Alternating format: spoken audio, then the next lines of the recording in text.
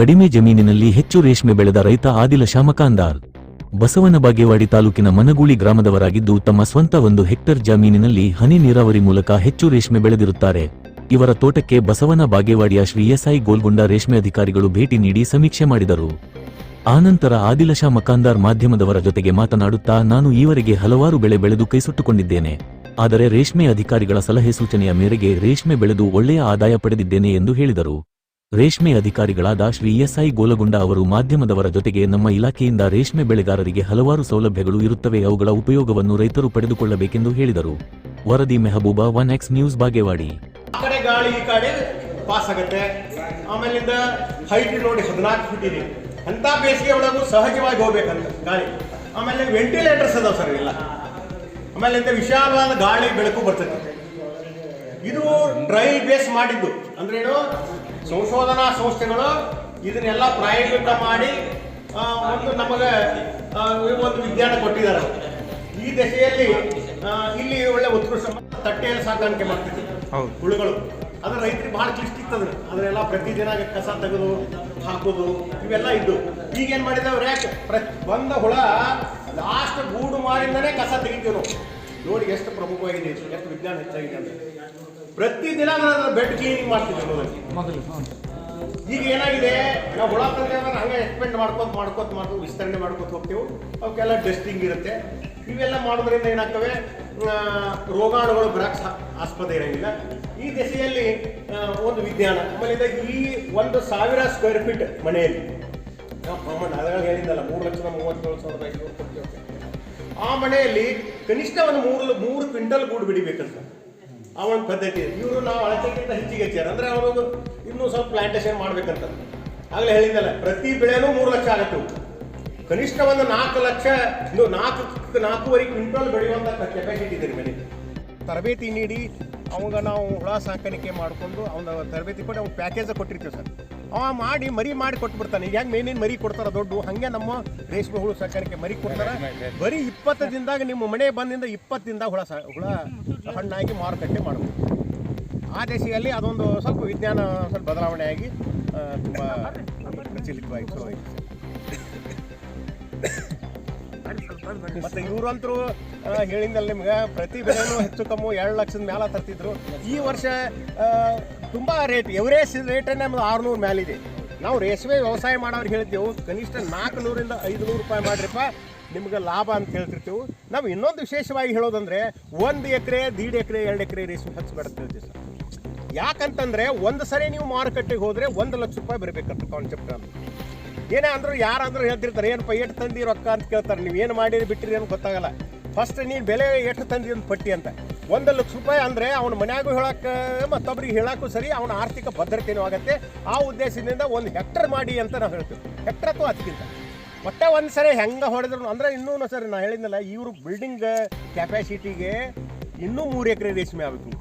ಪ್ರತಿ ತಿಂಗಳು ಅಥವಾ ಒಂದು ವರ್ಷಕ್ಕೆ 9 ರಿಂದ 10 ಬೆಳೆ ತಗೊಳಕ್ಕೆ ಅವಕಾಶ ಇದೆ. ಇವನ ಒಂದು ಪೊಟೆನ್ಶಿಯಲ್, ಒಂದು ಇಕ್ವಿಪ್ಮೆಂಟ್ಸು ಆಗಲಿ, ಮನೆ ಆಗಲಿ, ಇವೆಲ್ಲ ಸರ್. ಇಲ್ಲಿ 350 ಮೊಟ್ಟೆ ತೆಗೆದಿದೆ.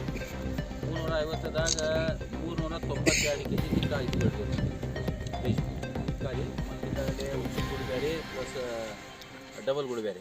ಅದು 4 ಕ್ವಿಂಟಲ್ ಮ್ಯಾಗ ದಾಟಿದೆ. ಒಟ್ಟು ರೊಕ್ಕ ಎಷ್ಟು ಬರ್ತೀನಿ? ಟೋಟಲ್ 2,94,000 ಹೊರಗೆ ಮಾರಿದ್ದು ಎಲ್ಲ ಕೂಡ ಒಂದು ಬೆಳೆ ರೀ. 3 ಎಕರೆ ಒಳಗೆ ಪೂರಾ ಸಪ್ಪು ಹೋಗಿಲ್ಲ ಅದು. ಇದು ಈ ಪ್ಲಾಟ್ ಬಂದರೆ ಇದು ಒಂದು ಪ್ಲಾಟ್ 1 ಎಕರೆ ಇದ್ರು. ಒಟ್ಟು 2.5 ಎಕರೆಗೆ ಅವರು 3 ಲಕ್ಷ ರೂಪಾಯಿ ತಂದ್ರೆ 4 ಕ್ವಿಂಟಲ್ ನಾ ಟೋಟಲ್ ಎಲ್ಲ ಹಿಡಿದ್ರಿ ಅದಾವ. ಯಾಕಂದ್ರೆ ನಾವು ಬೇರೆ ಆಳು ತಗೊಳ್ಳಂಗಿಲ್ಲ, ನಾವೇ ಮಾಡ್ತೀವಿ, ಎಲ್ಲ ನಮಗೆ ಉಳಿತಾವು. ಈಗ ಹಾಸಲ 2,94,000 ರೂಪಾಯಿ ತಂದಿದ್ದು. ಅದಕ್ಕಿಂತ ಹಿಂದೆ ಮಾಡಿ 2,20,000 ರೂಪಾಯಿ ತಂದಿದ್ವಿ. ಅದು 280 ಹುಳ ಐತ್ರಿ.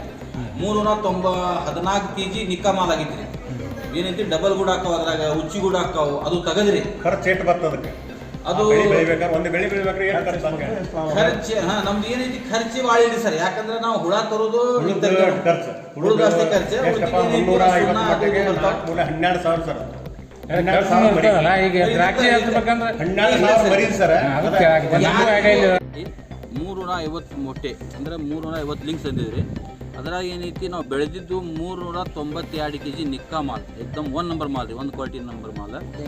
ಉಳ್ಕಿದ್ದು ಏನೈತಿ ಉಚ್ಚಿಗೂಡ ಪ್ಲಸ್ ಡಬಲ್ ಗೂಡ, ಅದು ಬೇರೆ ಆಗೈತೆ ರೀ. ಅದು 4 ಕ್ವಿಂಟಲ್ ಮ್ಯಾಗ ಹೋಗೈತಿ ರೀ ಎಲ್ಲ ಕೂಡಿ.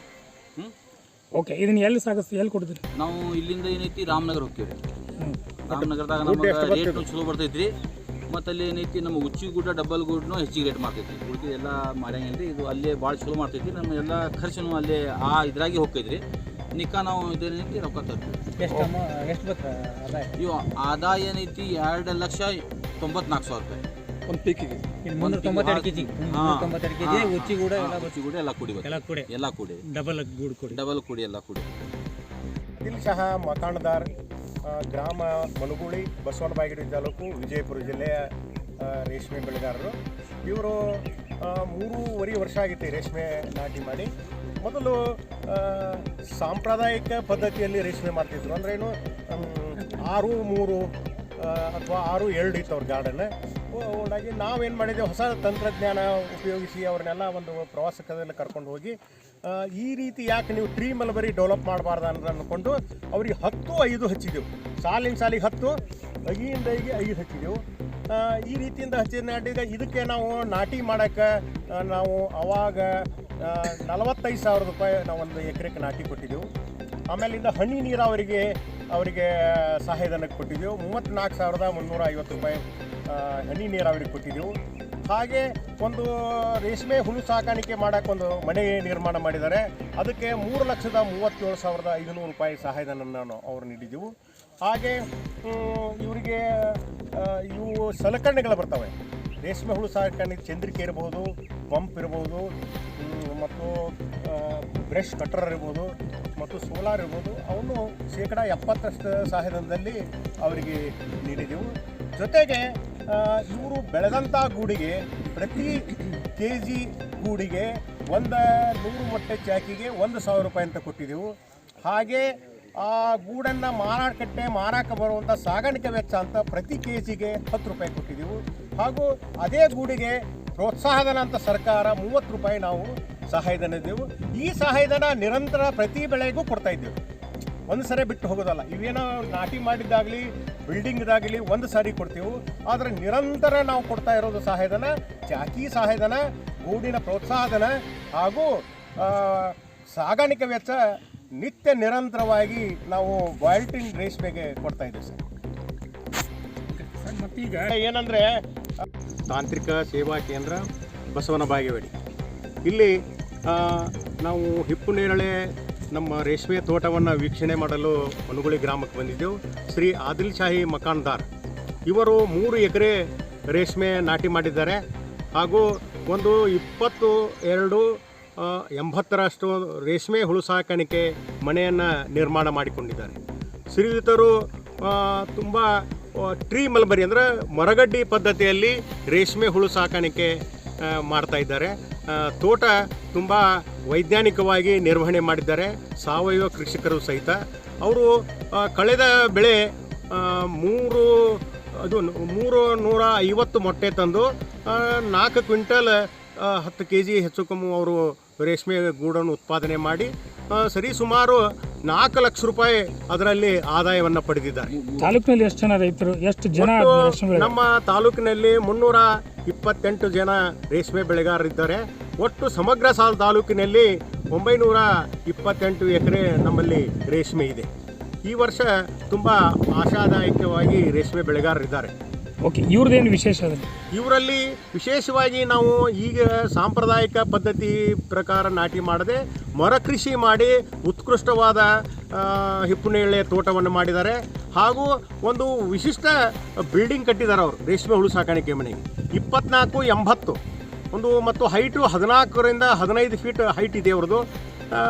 ಮತ್ತು ಕನಿಷ್ಠ ಒಂದು ಕೆಪಾಸಿಟಿ ಒಂದು ಬೆಳೆಗೆ 500 ಮೊಟ್ಟೆ ಸಾಕಾಣಿಕೆ ಮಾಡಿ ಕನಿಷ್ಠ ಒಂದು 400 kg ಪ್ರತಿ ಬೆಳೆಗೂ ಬೆಳೆಯುವಂಥ ಒಂದು ಉತ್ಕೃಷ್ಟವಾದ ವೈಜ್ಞಾನಿಕ ಒಂದು ಬಿಲ್ಡಿಂಗ್ ಮಾಡಿದ್ದಾರೆ ಅವರು.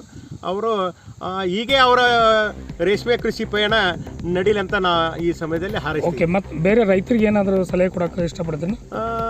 ಇದು ಒಂದು ನಮ್ಮ ಪ್ರತಿ ವರ್ಷದಲ್ಲಿ 5 ಬೆಳೆ ಯಾವುದಾದ್ರೂ ಬೆಳೆದಿದ್ದ ಬೆಳೆ ಬೆಳೆಯುವಂಥ ಇದ್ದರೆ ಅದು ರೇಷ್ಮೆ ಬೆಳೆ ಅಂತ ನಾನು ಅನ್ಕೋತಾ ಇದ್ದೀನಿ. ಈ ಎಲ್ಲ ಬೆಳೆಗಳು ವಾರ್ಷಿಕವಾಗಿ ಬರ್ತಿರ್ತವೆ ಅಥವಾ ಅರ್ಧ ವಾರ್ಷಿಕಕ್ಕೂ ಬರ್ತವೆ. ಈ ಚಿಲ್ಲರ್ ಪೀಕ್ ಮಾಡಿದರೆ ಅದು ನಮ್ಮಲ್ಲಿ ಅಂದ್ರೇನು ಒಂದೇ ಬೆಳೆ ಬೆಳೆದ್ರೆ 5 ಬೆಳೆ ಬೆಳಿಬೋದು. ಅವ 2 ಭಾಗ ಮಾಡಿದರೆ 9 ರಿಂದ 10 ಬೆಳೆ ಒಂದು ವರ್ಷಕ್ಕೆ ನಮ್ಮ ರೇಷ್ಮೆ ಬೆಳಿಬೋದು. ಇದು ನಿರುದ್ಯೋಗ ನಿವಾರಣೆಗೆ ಅತ್ಯಂತ ಸಹಾಯಕ ಆಗುತ್ತಂತ ನಾನು ಎಲ್ಲರಲ್ಲಿ ಹೇಳ್ಕೊತಾ ಇದ್ದೀನಿ. Okay, thank you sir.